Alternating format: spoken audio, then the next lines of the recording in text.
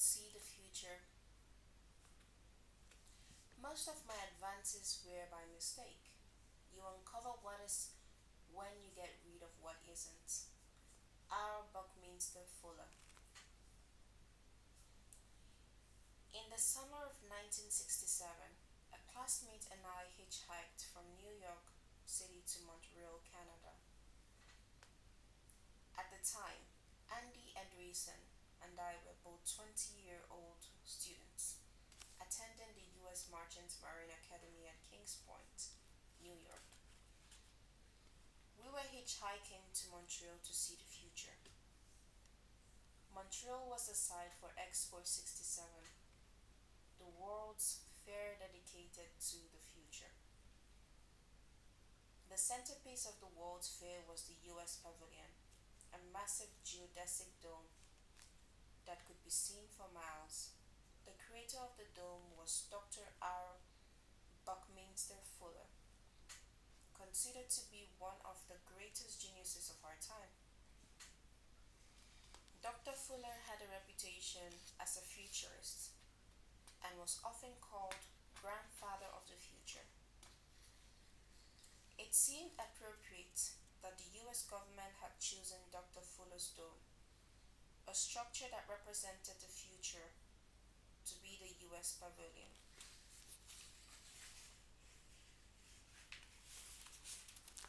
Dr. Fuller, or Bucky, as many called him, was an enigma. He was someone who could not be defined.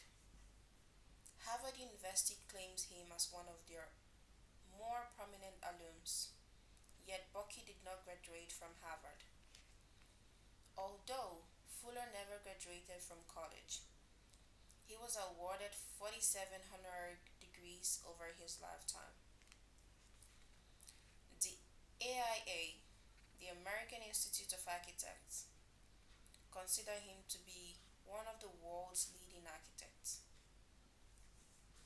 Bucky was not an architect by training, yet his buildings are found all over the world. In the lobby of AIA headquarters, a burst of Fuller's prominently displayed. A burst of Fuller is prominently displayed. He is considered one of the most accomplished Americans in history, having more than 2,000 patents after his name.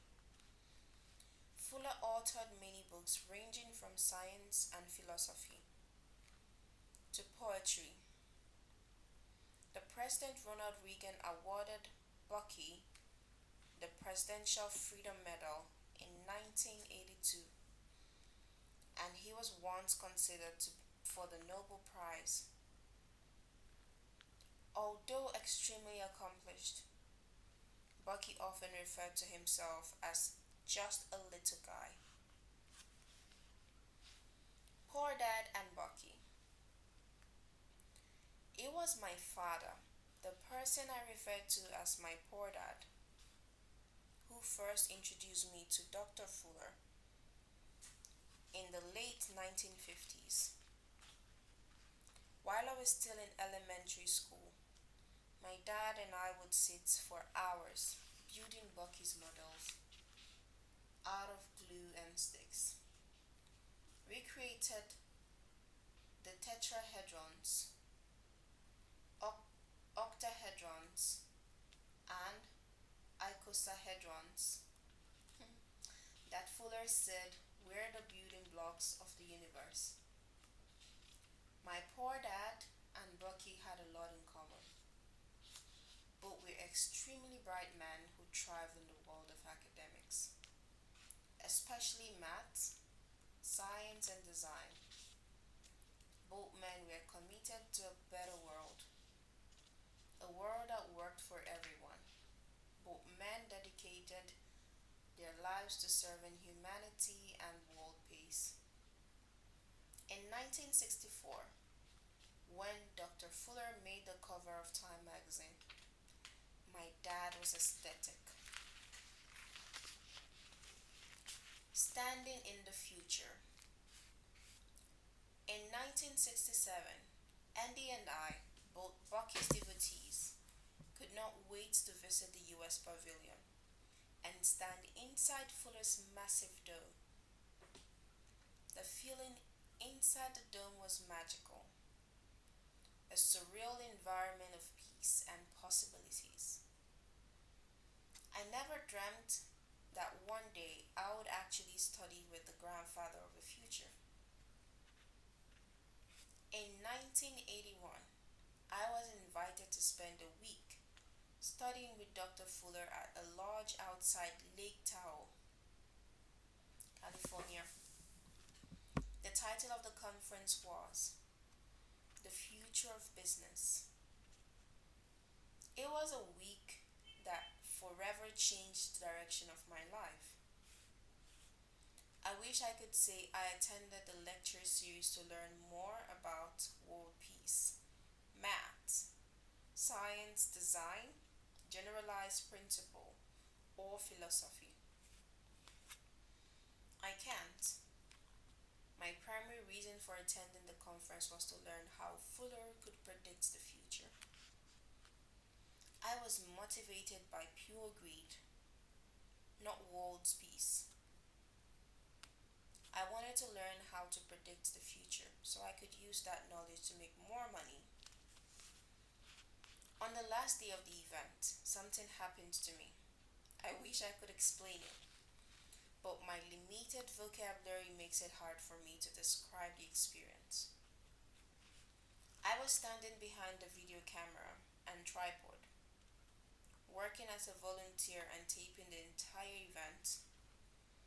I volunteered to stand behind the camera because I was falling asleep as a participant in the audience. Fuller was not an exceptionally dynamic speaker.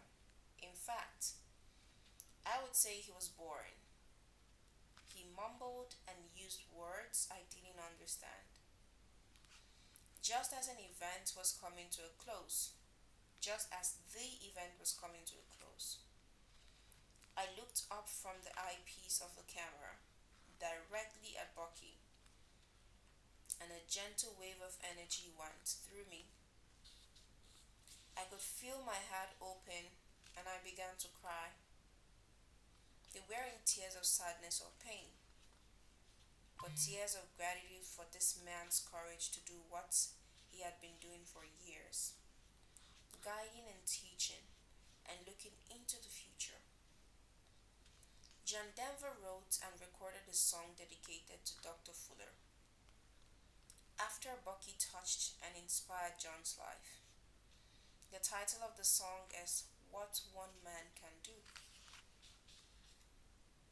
John Denver's tribute to Bucky Fuller in that song does a far better job of describing the experience I had that day with Bucky than I can do with words in this book. The words in John Denver's song that have always moved me are these: It's hard to tell the truth when no one wants to listen, when no one really cares what's going on, and it's hard to stand alone when you need someone beside you. Your spirit and your faith, you must be strong. Followed by the refrain: What one man can do is dream. What one man can do is love. What one man can do is change the world. And it makes and it and make it young again. Here you see what one man can do. Since this book is about second chances, I describe that event with Bucky Fuller because it was one of the many second chances I have had in my life. I returned to Honolulu a changed person. At that time in 1981, I had factories in Taiwan, Korea, and Hawaii that manufactured licensed products for the rock and roll industry. My company was producing products for the rock bands Pink Floyd, Duran Duran, Judas Priest, Van Halen, Boy George, Ted Nugget, REO Speedwagon, and the police. I loved the business. My factories rolled out hats, wallets, and bags with faces and logos of the band silk screened on the product. On the weekends, I would be at concerts watching my products being scooped up by raving, happy fans. It was a great business. I was single, living on the beach in Waikiki, with neighbors like Tom Selleck and making a lot of money, which used to make me happy. The problem was that Fuller had touched my hat, and I knew in my heart that my days of sex, drugs, rock and roll, and money were coming to an end. I kept asking myself, what can I do to make the world a better place? And what am I doing with my life? In 1981, I was 34 years old. I now hold three professions. I had gone to the U.S. Merchant Marine Academy in New York, received my Bachelor of Science degree, and the third mate's license to sail and oil tankers. I had gone to U.S. Navy flight school and learned how to fly professionally. I briefly considered flying for the airlines, but when I returned to Vietnam, I knew that although I loved flying, my days as a pilot were over. I was now an entrepreneur with a global manufacturing and distribution business. My rock and roll products were in national chains like JCPenney, Tower Records, and Spencer's gift stores at concerts with the bands and offered by retailers in countries around the world through worldwide distributors.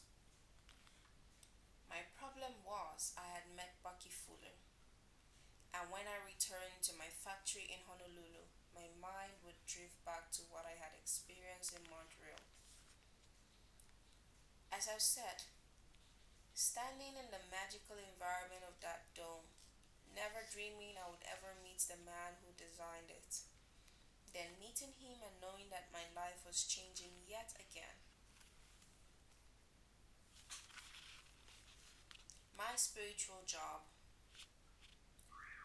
Rather than listen to rock and roll music, I was now listening to John Denver's music. Whenever I listened to John sing What One Man Can Do, the song he dedicated to Fuller, I would ask myself over and over again,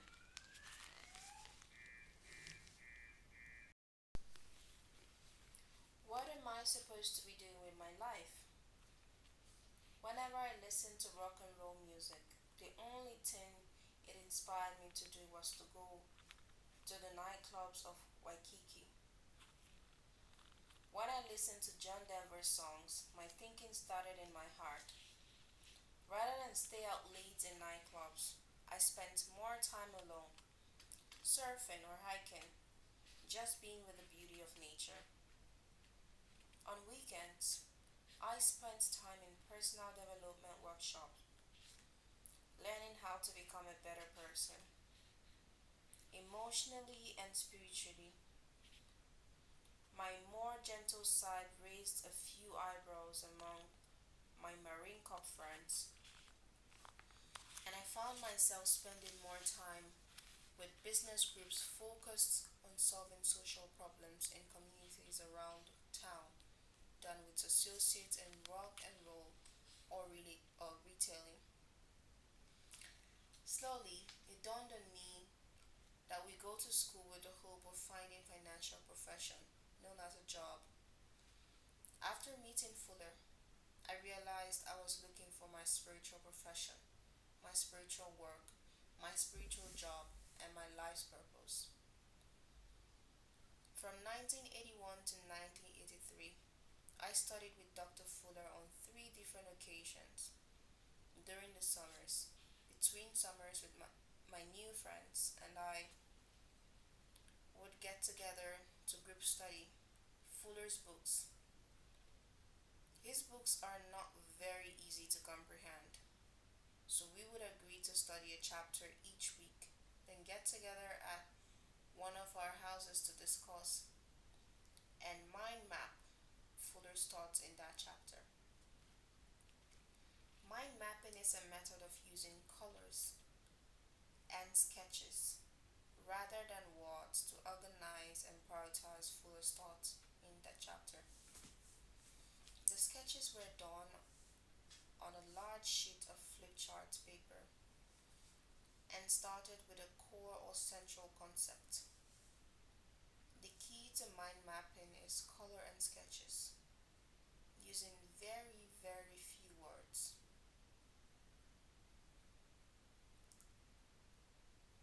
Using very few words forces the participant to put words and thoughts into pictures, which intensifies the learning and discussion process. As we all know, two or more minds are better than one, except in school, where two or more minds working together is known as cheating. The group study, using discussion, color, and pictures, was exciting, stimulating, challenging, and never boring. Rather than late nights in nightclubs, I was now spending late night in book study groups. I knew this was my second chance to find life's purpose. Rather than go to school to learn how to transport oil, or go to school to learn to rain terror from the skies, or go to school to learn how to manufacture and sell more rock and roll products. I was now in school, a new second chance school, learning how to be a better human, learning how to be a better human being, learning possibly to be a person who might make a difference in the world. The problem was I had no idea then what my spiritual job was or was to be. From 1981 to 1983, I dedicated a lot of time studying Fuller's work, and 1983 was the last summer of events that I spent with him. He closed the conference with the words, "Goodbye, darling people. See you next summer." But he didn't see us in the following summer. He died 3 weeks later on July 1st, 1983. Changes on the horizon. By 1984, I knew I had to make changes. The problem was, I was not sure what I was supposed to do. So I just decided to do something. As the saying goes, sometimes you have to let go of what you love doing so you can do what you are supposed to do. I had also reread the book Jonathan Livingston Seagull, written by Richard Bach and first published in 1970. The following is from Wikipedia and gives you an idea of what the book is about. The book tells the story of Jonathan Livingston Seagull, a seagull who's bored with the daily squabbles over food. Seized by a passion for fights, he pushes himself, learning everything he can about flying, until finally his unwillingness to conform results in his expulsion from his flock. An outcast, he continues to learn, becoming increasingly pleased with his abilities as he leads a peaceful and happy life. One day, Jonathan is met by two gulls who take him to a higher plane of existence, in that there is no heaven but a better world found through perfection of knowledge, where he meets other gulls who love to fly. He discovers that his sheer tenacity and desire to learn makes him pretty well a one in a million bird. In this new place, Jonathan befriends the wisest ghoul, Chiang, who takes him beyond his previous learning, teaching him how to move instantaneously to anywhere else in the universe. The secret, Chiang says, is to begin by knowing that you have already arrived. Not satisfied with his new life, Jonathan returns to Earth to find others like him, to bring them his learning and to spread his love for flight. His mission is successful, gathering around him others who have been outlawed for not conforming. Ultimately, the very first of his students, Fletcher Lean Siegel, becomes a teacher in his own right, and Jonathan leaves to teach other flocks. Leaps of faith. One important lesson I got from Jonathan Livingston Seagull is that sometimes a person needs to let go and let the currents of life carry them to where they're supposed to go. From the summer of 1983 to the end of 1984, I began preparing to let go and let the currents of life take me. That process began with informing my two partners in my rock and roll business that I was letting go and moving on. When they asked me where I was going, I mumbled something about letting the currents of life carry me. When that went over their heads, I simply said, I'm taking a leap of faith into the unknown. And in October of 1983, we began the buyout process that will transition me out of the business.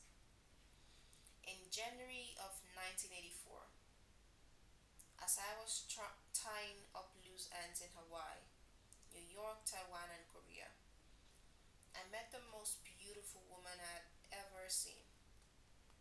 Her name was Kim, and she wanted nothing to do with me. For the next 6 months, I kept asking her out, and for 6 months, her answer was always the same: no. Finally, she agreed to go out. We spent dinner and a long walk on Waikiki Beach together, talking until the sun came up. From late that night until early the next morning, I talked about Bucky Fuller and the possibility of a life's purpose, a person's spiritual job.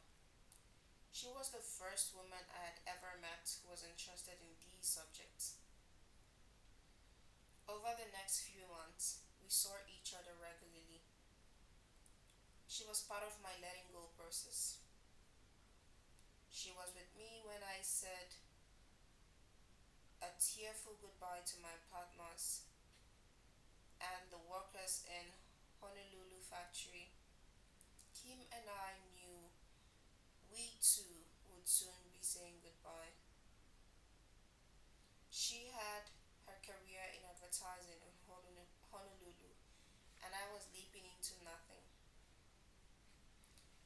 One day, as the day of reckoning approached, Kim said, I want to go with you.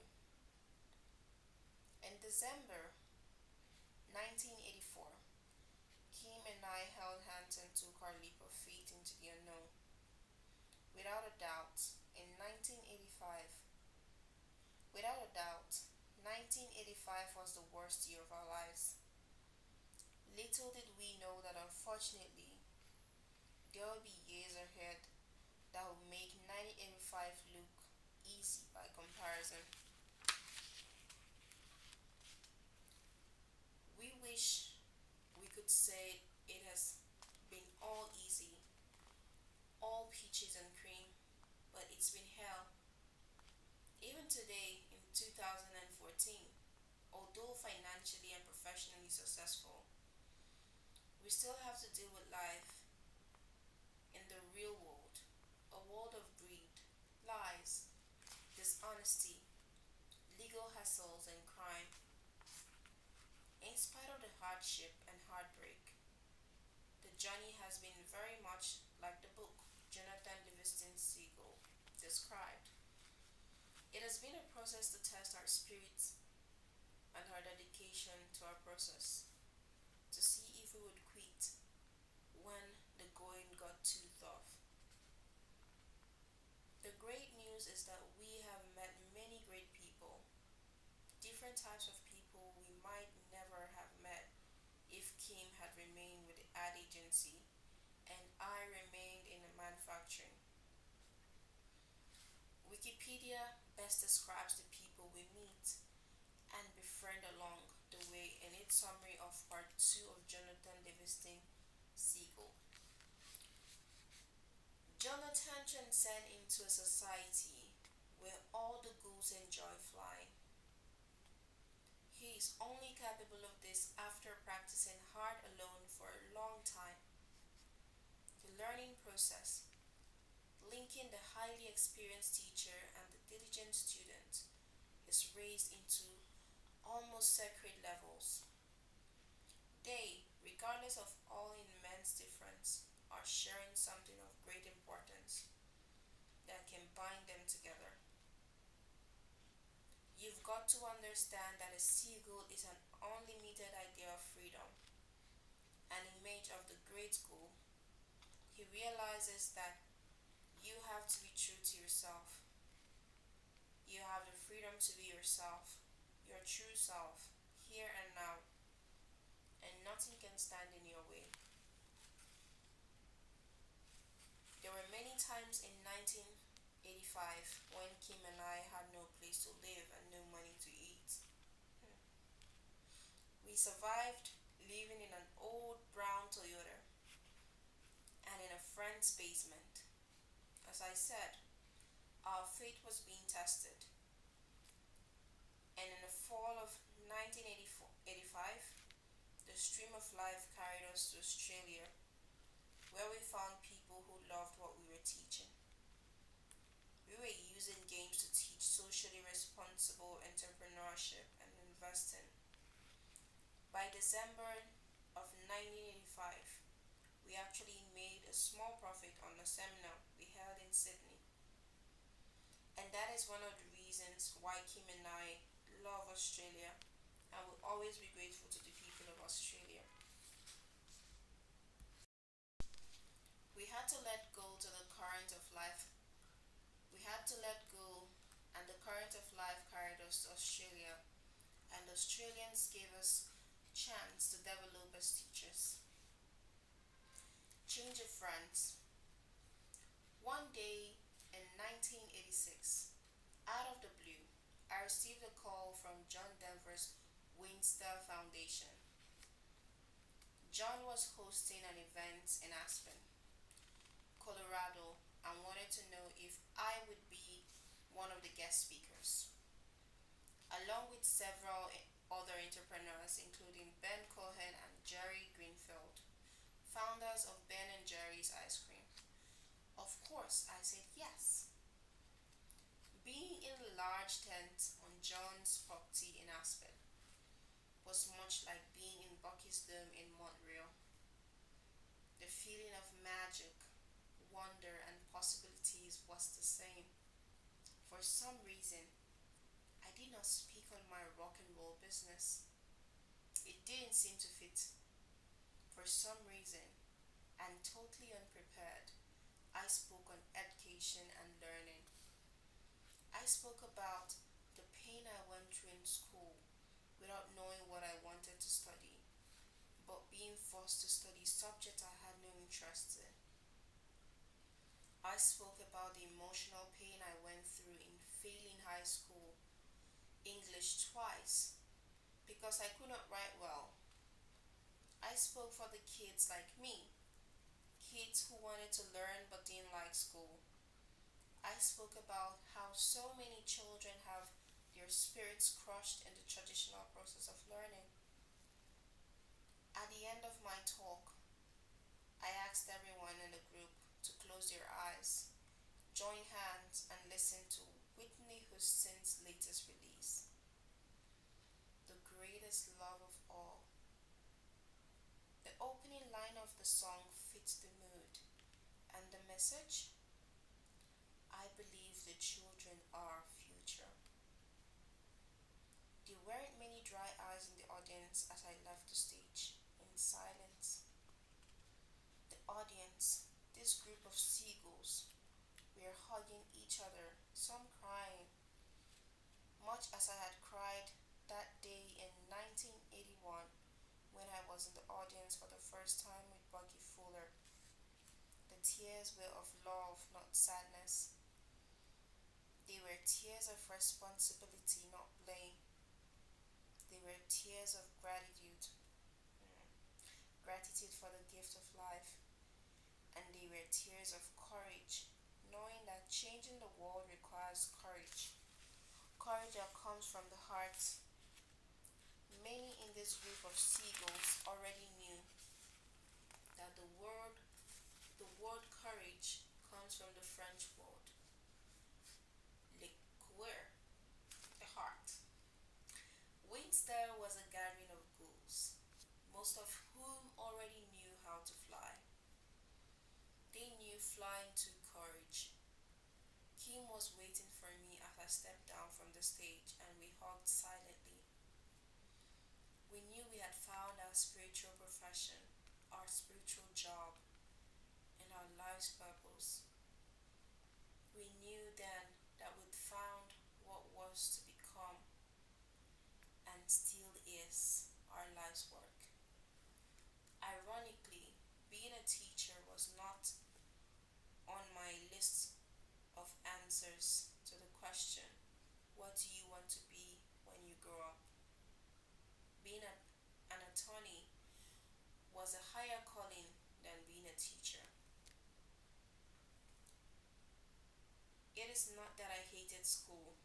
I hated being forced to learn what I did not want to learn. I hated not learning what I wanted to learn, which was to understand money and be financially free, like my rich dad. I did not want to be a slave to a paycheck, job security, and school teacher's pension, like my poor dad. The business booms. Once Kim and I were clear on our spiritual jobs, our little educational company expanded to New Zealand, Canada, Singapore, Malaysia, and the US. Business boomed. 10 years later, in 1994, when we sold that business to our partner, Kim and I were financially free. Kim was 37 years old and I was 47.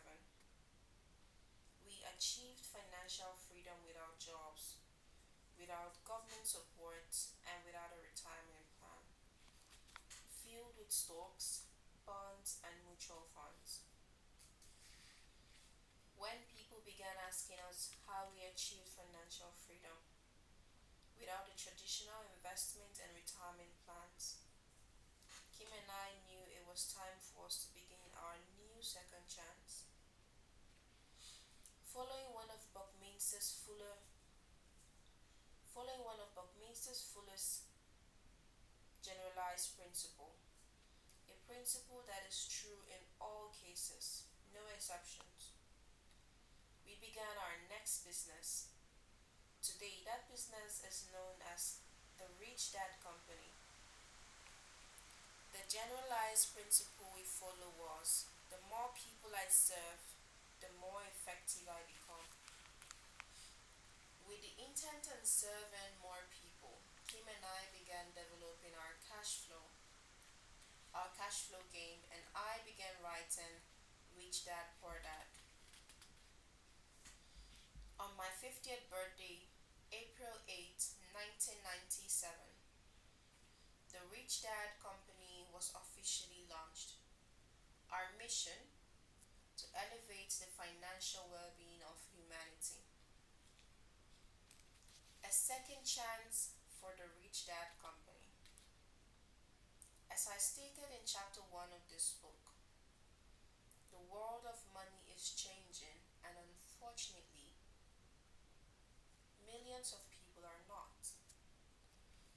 The reason Kim and I continued on with that company, although we are both financially free, is because the company mission a mission of offering more people a second chance at money and life. Today, through the development of electronic games and apps, the Rich Dad Company finds itself poised for yet another second chance. A chance to serve more people using the tools and technology of the information age. The beauty of second chances is that you can have as many as you need or want without any limits. Each of us has the power to choose or pursue a second chance, as opposed to whining about what might have been. And the more we learn, and the more we are aware of each of us, is about the ever changing world we live in, the better our odds of succeeding as we commit to a second chance. Dr. Fuller's last book was Grunge of Giants. Grunge is an acronym which stands for Gross Universal Cashier Heist. Grunge was published after his death in 1983. Grunge was Fuller's only book to focus on many of the same theme as the same themes my rich dad was concerned about. Specifically, how the monetary system is designed to steal our wealth. Reading Grunge of Gra- oh my goodness. Reading Grunge of Giants in 1983 pushed me over the edge. I knew I could no longer be a manufacturer, although I did not know what to do. I knew I had to do something. I knew too much, and I could no longer stay silent. Fuller had taught us how to see the future, and even then I could see this crisis coming. A financial crisis that began in our educational system. In the following chapters, I will explain what I learned and why we are in a financial crisis we face today. This cash heist is not new. It has been going on for a long time. For those who seek a second chance, understanding what Fuller calls the crunch of giants and what he saw for the future is essential to creating a brighter future for you and your family.